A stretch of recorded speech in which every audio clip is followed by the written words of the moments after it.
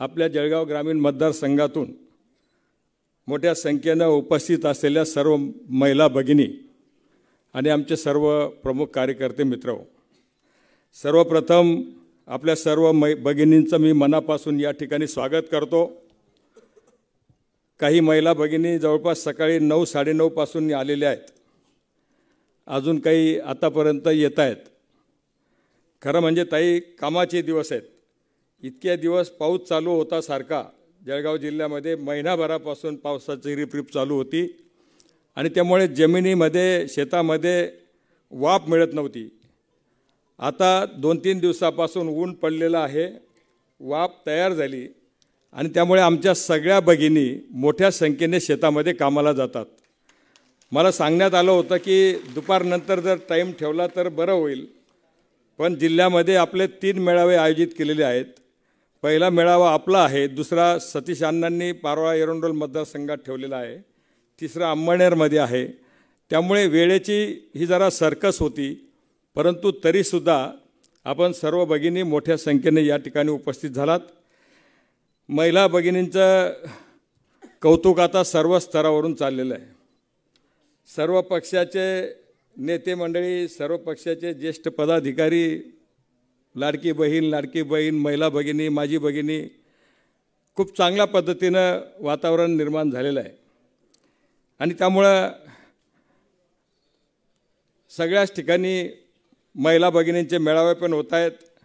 शासनाच्या माध्यमातून जळगाव शहरामध्ये महिला भगिनींचा मेळावा घेण्यात आला, शासनाच्या एसट्यांनी आणण्यात आलं। शासनाची सर्व यंत्रणा म्हणजे ग्रामसेवक असतील, तलाठी असतील, त्यांचे सर्व कर्मचारी असतील, सर्वांना कामाला लावलेलं होतं आणि त्या सर्वांना कामाला लावून त्या ठिकाणी मेळावा आयोजित करण्यात आला। सकाळपासून ताई महिला भगिनी आलेल्या, दुपार झाली तरी चहा नव्हता, पाणी नव्हतं, काहीच नव्हतं। बिचाऱ्या भगिनी खूप त्रस्त झालेल्या होत्या। माझं ऑफिस आहे आकाशवाणी चौकात, तिथं बऱ्यापैकी महिला भगिनी आल्या, पाणी पिल्या, चहा पिल्या। सगळ्यांना तर आपण देऊ शकलो नाही।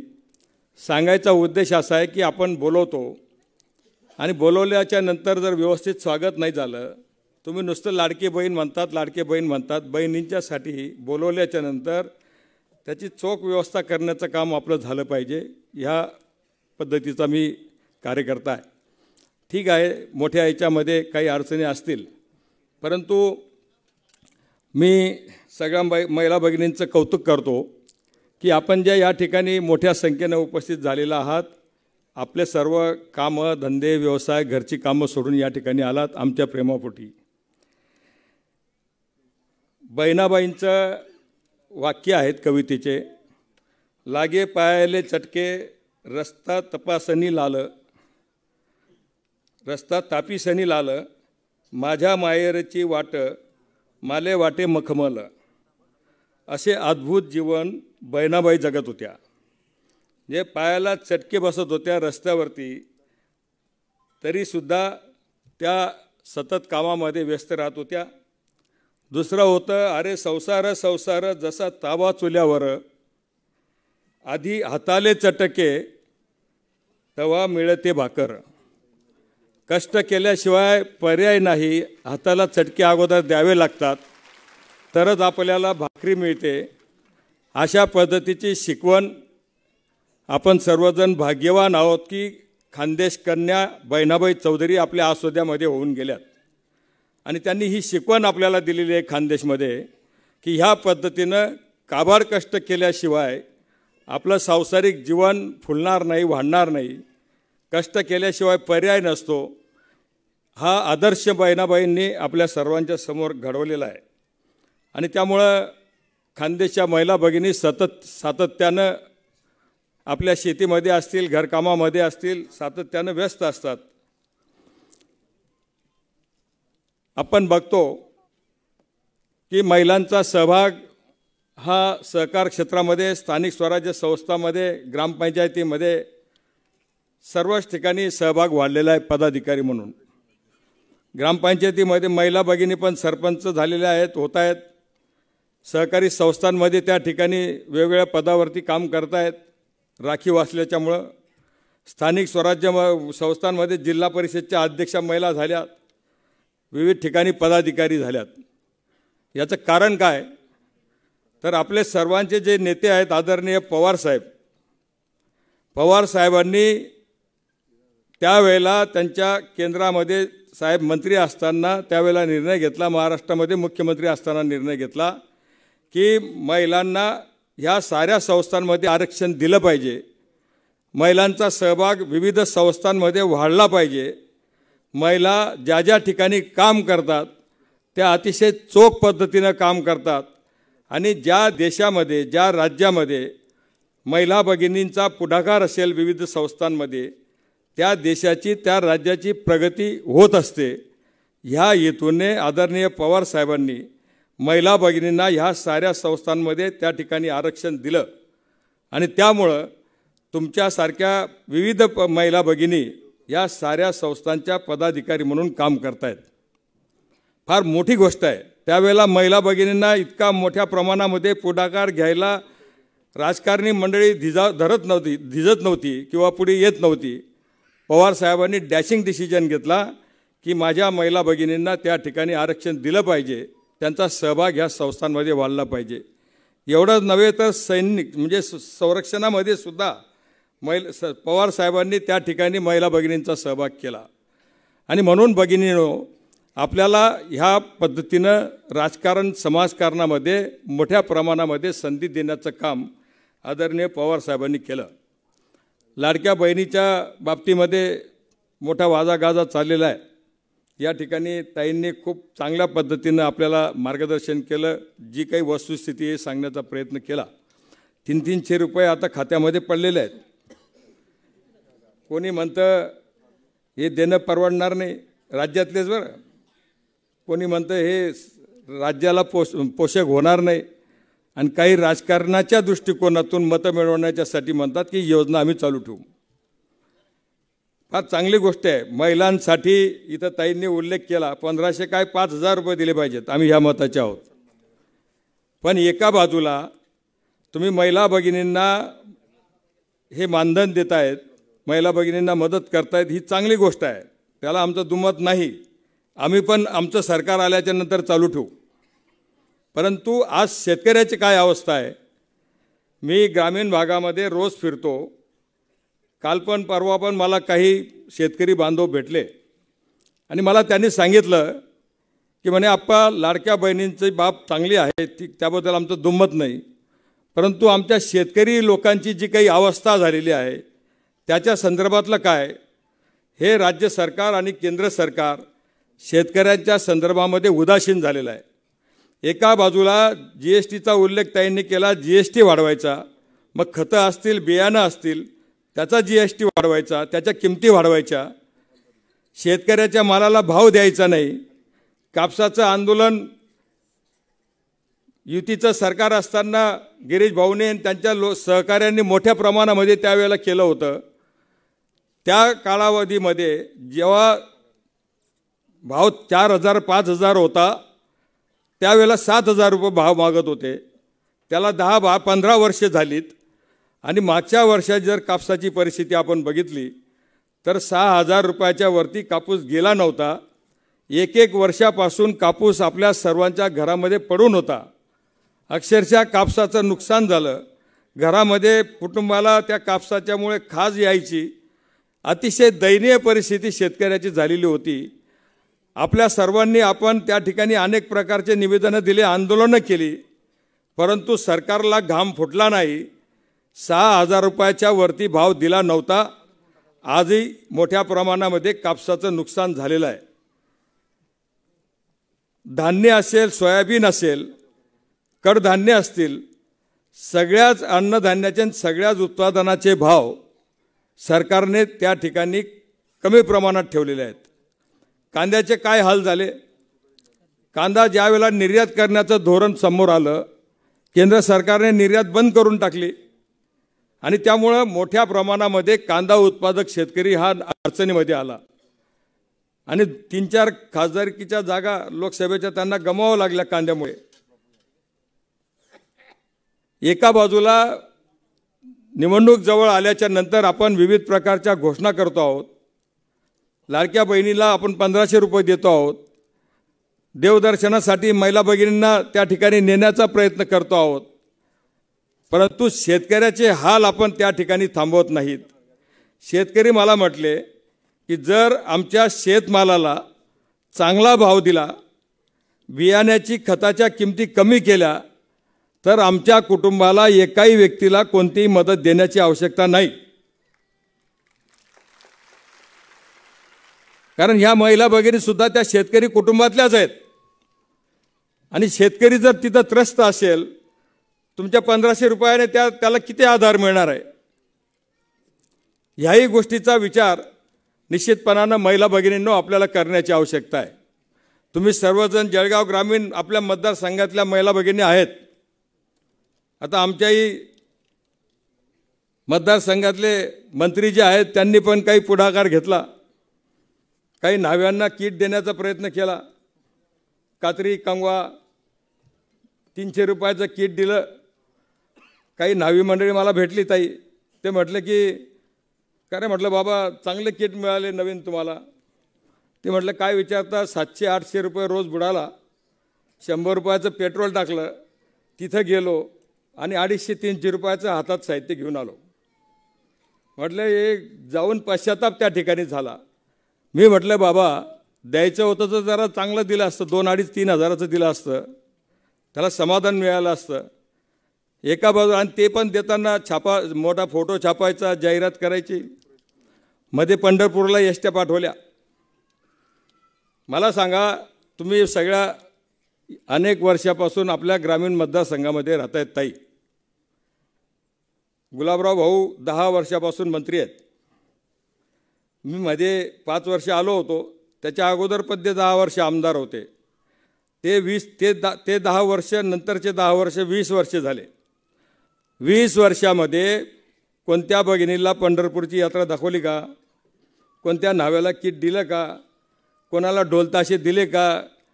कोणत्या भजनी मंडळाला साहित्य दिलं का? आताच का?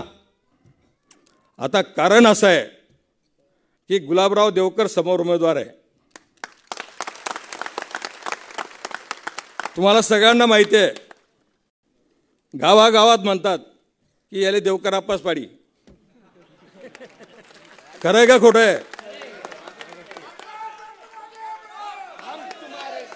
त्यामुळे ताई हे सगळं सुस्त आहे आमच्याकडे. पंढरपूरला यात्रा घेऊन जायचं, अमुक द्यायचं, ढमुक द्यायचं. लोक मला खाजगीत सांगतात, श्रीराम पाटील साहेब की आप्पा तुम्ही काळजी करू नका, कितला बी दिनात म्हणे आमले आम्ही ठील दिसूत, अर्धा देवकर आप्पाली दिसूत, अर्धा आम्ही ठेवसूत, पण देवकर आप्पाली निवाडी दिसूत. या भावना आहेत मतदारसंघामध्ये. आणि मला कानघून लागलेले आहे ताई. 5000 रुपये फुले वाटणारे भाऊ काय हजारो कोटी जमा झालेले आहेत त्यांच्याकडे. 50 खोके एकदम ओके ते तर आहेच.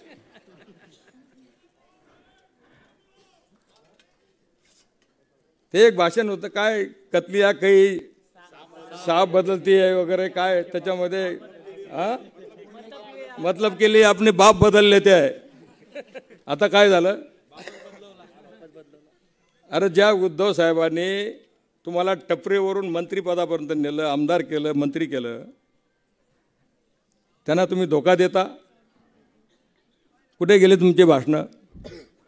मतलबाच्यासाठी गद्दारी करायची, समोरच्या पक्षात जायचं शिंदे साहेबांच्या सोबत. काय परिस्थिती आज जळगाव ग्रामीणची? मला फक्त आमदारकीचे 5 वर्ष, मंत्रिपदाचे 2.5 वर्ष मिळाले होते. तुम्ही सगळेजण साक्षीदार आहात. इतक्या कमी कालावधीमध्ये काय काय केलं? धरणगावचा उड्डाण पूल केला, म्हसावचा उड्डाण पुलाला सुरुवात केली, दैदुल्याचा गिरणावरचा 50 किलोमीटरचं अंतर वाचवलं, गिरणाचा वरचा पूल बांधला, संभाजी नाट्यगृह, हे जे नाट्यगृह आहे ताई हे आपण मानलं आपल्या कारकिर्दीमध्ये त्यावेळेला. 31 कोटी रुपयाचं आहे. महाराष्ट्रामध्ये सरकारच्या निधीमधून कुठेही नाट्यगृह नाही आहे हे आपण मानलं आहे त्यावेळेला. जळगाव शहरामध्ये लांडोरखोरीचं कार्यक्रम तिथं गार्डन तयार केलं. धरणगाव शहरात तेली तलावाची कामं असतील, स्पोर्ट्स कॉम्प्लेक्स असेल, बालकवी ठोंबरे साहेबांच्या स्मारकाची आठवण झाली. परवा बालकवी ठोंबरे साहेबांचा पुण्यतिथी होती का जयंती होती, परवा जयंती होती. त्या दिवशी अनेक लोकांनी आठवण काढली की बाबा 10-15 वर्षापासून देवकरप्पांनी याला कंपाऊंड वॉल करून ठेवलं, जागा ताब्यात घेतली, 1 रुपयाचं काम झालेलं नाही. निवडणूक जवळ आली प्रमोद बापू म्हणून ते मुख्यमंत्री साहेबांच्या हस्ते तिथं ऑनलाईन भूमिपूजन दाखवलं. ऑनलाईन किती महिने राहिले आता सत्तेला? 2-3 महिने राहिलेले आहेत.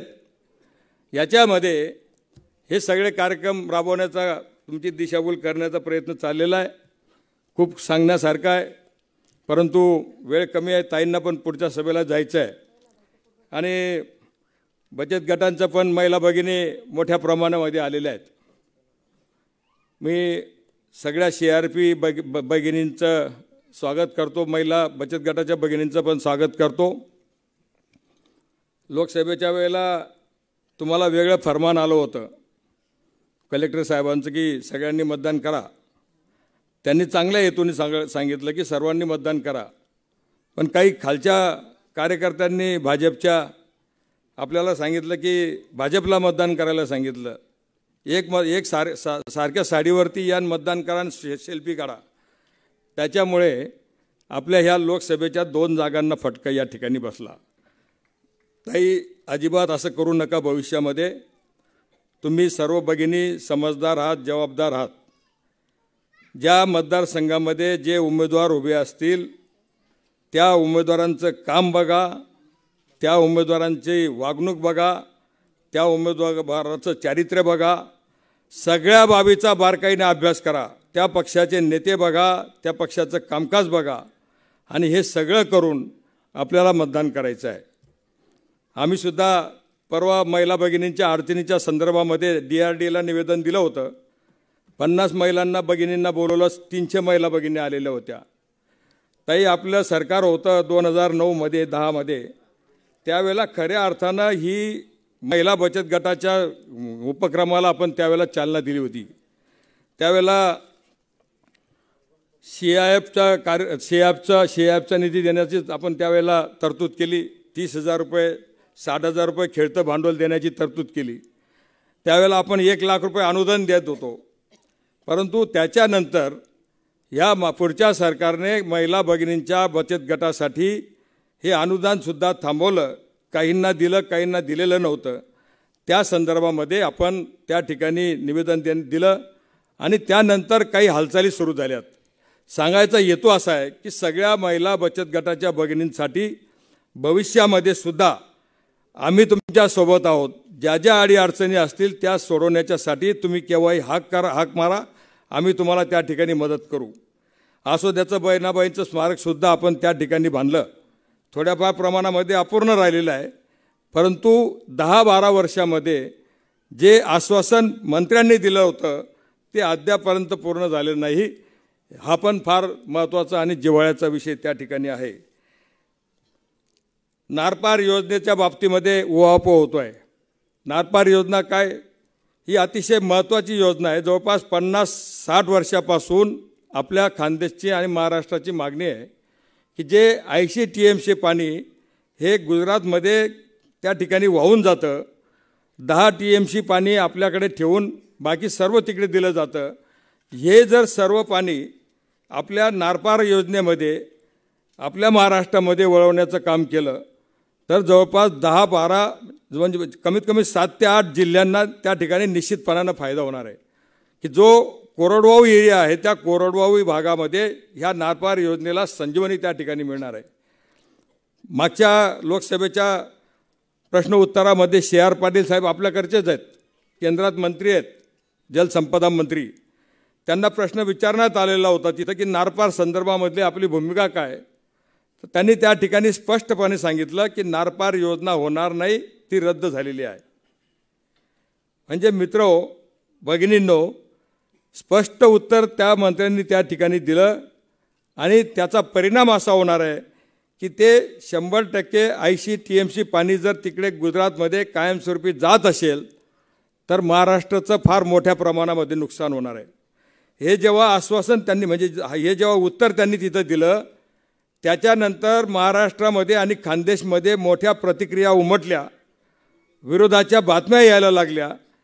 त्यानंतर देवेंद्र फडणवीस साहेब असतील, त्यांचे सहकारी असतील, त्यांनी सांगायला सुरुवात केली की आम्ही नारपार योजना करू.